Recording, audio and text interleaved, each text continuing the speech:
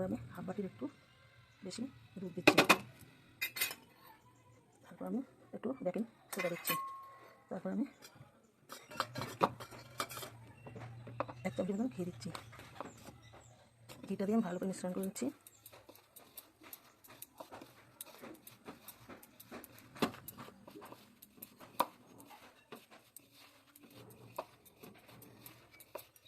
ভালো করে মিশ্রণ হয়ে গেছে, আমি একটু নর্মাল জল দিয়ে নিচ্ছি। জল দিয়ে সেটা করে নিচ্ছি।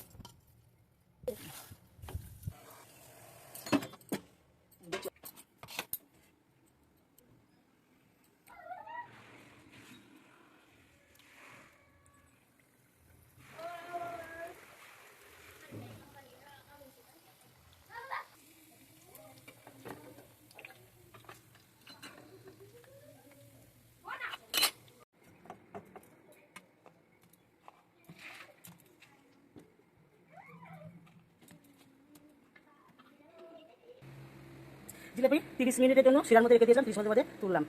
এই যে জিলাপি রেডি হয়ে গেছে। আপনারা যদি দেখে বলেন আপনাদের ভালো লাগে তাহলে আপনারা একটা সাবস্ক্রাইব করবেন। রাখছি।